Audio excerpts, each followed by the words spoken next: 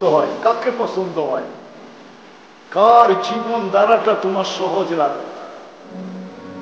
সোয়া লক্ষর ভিতর থেকে যে কেউ হোক, যে কেউ হোক, কিন্তু আমরা তো আজকে সাহাবাদের নামই জানি না। দুই চারজন ছাড়া তো কারো নামই আমরা জানি না, জানেন না? রাগ হয় না, আমিও বলতে পারবো না 100 সাহাবার নাম। আমরা 100 সাহাবার নামও জানি না, সোয়া লক্ষ তো দূরের কথা। অথচ আসহাবিকান নুজুমের অর্থ কি? এই মিথ্যা দেই তুমের অর্থ কি? আল্লাহ রাসূল সহজ করতে চান। যদি আমি ওই সাহাবীকে নিয়ে আসি যাকে যাওয়ার সময় আল্লাহ রাসূল বলছিলেন যে জান্নাতে তুমি দেখতে চাও, এই যে জান্নাতি যায়, এই জান্নাতি যায়।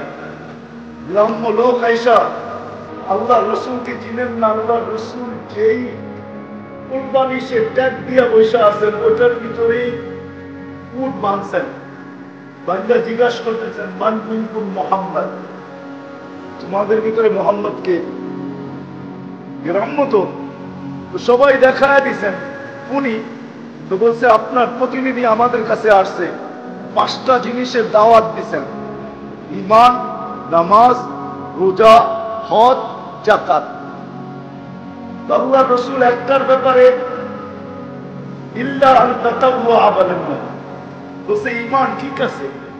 নামাজের কথা যখন জিজ্ঞাসা করছেন বলছে ইল্লা আন তাতাওয়া, তুমি নফলও করতে পারো। রোজার ব্যাপারে বলছে নফলও করতে পারো। হজের ব্যাপারে বলছে নফল উমরা হজও করতে পারো। যাকাতের ব্যাপারে বলছে সদকা খয়রাতও করতে পারো। কিন্তু রশিদ বলতেছেন আর বলতেছেন ওয়াল্লাহি লা আসিদু আলা হাদা ওয়ালা আনকুস, শুনেন যা করণীয় বলছেন তা করতে হবে, এটা ছাড়ার কোনো সুযোগ নাই আমার কাছে। কিন্তু বেশি যেটা বলছেন ওটা করার সময় আমার কাছে নাই। তার কথার ভঙ্গি এটাই ছিল। আল্লাহ রাসূল বলতেছে জান্নাতি দেখতে চাও, এই যে যায়। এখন কেউ যদি বলে যে আমি এতটুকুই করবো, এর বেশি আমার করার সুযোগ নেই, ঈমান আনবো, নামাজ পড়বো, রোজা রাখবো, হজ ফরজ হজ করবো, যাকাত ফরজ গয়না গয়না যাকাত দিব, বেশি করার সুযোগ আমার নেই, তাহলে আপনি বলেন ওই ব্যক্তি জান্নাতে যাবে না? যাবে না। হ্যাঁ, চলেন আরেকটা দেখাই। আল্লাহ রাসূল বসে আছে সাহাবাদের মাঝে, বলতেছে এখন জান্নাতি আসবে, কে দেখতে চাও? একজন গ্রাম্য লোক আসছে, পড়ছে, চলে গেছে। তৃতীয় দিন বলতেছে জান্নাতি এখন আসবে, কে দেখতে চাও? দেখতেছে প্রথম দিনের লোকই আসতেছে। তৃতীয় দিন এই আলাপ, দেখতেছে ওই প্রথম দিনের লোকই তৃতীয় দিন আসতেছে। সাহাবীদের ভিতরে সবচেয়ে বড় আবেগ, সবচেয়ে বড় আবেগ। সে ভাবতে ছিল আমি নাম ভুলে গেছি। সে ভাবতে ছিল যে সে এরকম কি ইবাদত করে। আমি এত বড় আবেগ, আর সাহাবাদের ভিতরে মশহুর আমি আবেগ। কিন্তু আজ পর্যন্ত আল্লাহ রাসূল আমাকে জান্নাতি বললো না, একে কেন জান্নাতি বলল? চলো আর বাড়িতে যেয়ে দেখা যাকে করে কি। বাড়িতে যেয়ে বলতেছে ভাই মেহমান থাকা যাবে? বলছে অবশ্যই, যা আমি খাবো তা খাবে। 3 দিনের অনুমতি তো আছেই, মেহমান 3 দিন থাকা যায়। সে রাত্রে উপায়টা আছে যে করে কি দেখি, দেখে আশারের নামাজ পড়ে আসে, আর কম্বল মুড়ো দিয়া ফজর পর্যন্ত ঘুমায়। ফজরের আজান হয়, ওঠে, ফজরের নামাজে চলে যায়। প্রথম দিন ভাবছে মনে হয় ক্লান্ত ছিল, আজকে হয়তো ইবাদত বন্দেগী করে নাই, কালকে দেখি। তো কালকেও দেখতেছে একরকম, বলছে আজকেও হয়তো কোনো কারণবশত করে নাই, কালকে দেখি। তৃতীয় দিন দেখতেছে এক অবস্থা। এখন মনকে প্রশ্ন আর ধরে রাখতে পারে নাই, বলতেছে ভাই 3 দিন দেখলাম তোকে রাত্র, কোনো আমল তো দেখলাম না, এসা পড়স আর ঘুমায়া যাস, উঠা ফজর পড়স, কোনো বেশি আমল তো দেখলাম না, তোকে 3 দিন আল্লাহ রাসূল জান্নাতি বললো কেন? বলে তা তো বলতে পারবো না, কিন্তু মনে হয় একটা কারণে বলতে পারে। বলে সেটা কি? বলে আমি যখন ঘুমাইতে আসি তো মানুষ বিছনা ঝাড়ু দেয়, ঘর ঝাড়ু দেয়, নিজেকে পরিপাটি করে, নাইট ড্রেস পরে, তারপরে ঘুমায়। আমি যখন ঘুমাইতে আসি তো একটা কাজই করি, আমার মনটাকে ঝাড়ু দিয়ে ঘুমায়। মনে হয় বুঝেন মনটাকে ঝাড়ু দিয়া ঘুমায় যাই, মানে কারো জন্য আমার মনে কিছু থাকে না, সব মুছা ফেলি। মন ঝাড়ু দিয়ে আমি ঘুমাই তো চিৎকার দিতে দিতে বলতেছে হা গা হুয়া, এটার কারণেই মনে হয় তোকে 3 দিন জান্নাতি বলতে। এখন আমার সমাজের যদি কেউ এটা শুনলো আর সে যদি আজকের থেকে নিয়ত করলো যে আমিও ঘুমানোর সময় আমার মন ঝাড়ু দিয়ে ঘুমাবো, তাহলে আল্লাহ রসুলের এই হাদিস যদি সত্য হয়, আসহাবিকান নুজুম বিআইহিম ইহতাদাইতুম ইহতাদাইতুম, যাকে অনুসরণ করবে তুমি রাস্তা পাবে, হেদায়েত পাবে, জান্নাত পাবে। তাইলে কি ওই ব্যক্তি জান্নাতে যাবে না? কি আপনাদের ধারণা কি? সহজ হইল না কঠিন হইল? সহজ হইল না কঠিন হইল?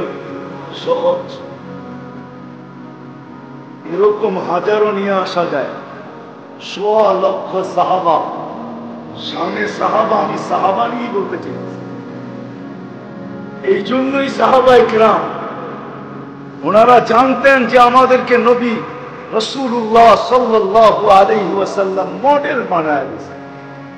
হায় হায়, শুধু আল্লাহ রাসূল বানান না, আল্লাহ বানাইছেন।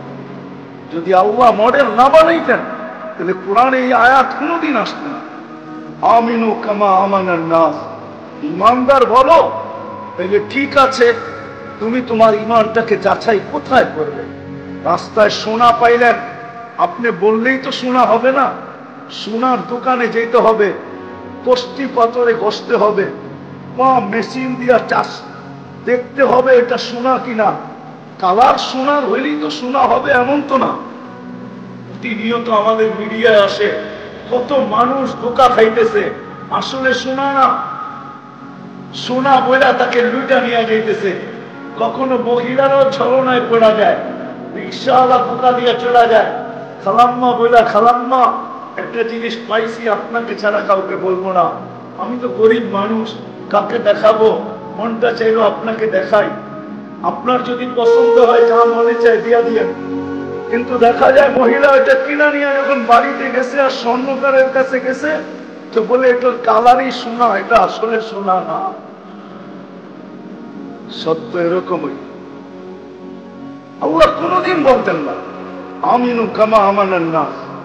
তুমি ইমানদার দাবি করো, তাহলে তুমি আগে দেখো সাহাবাদের ইমানের মতো তোমার ইমান কিনা।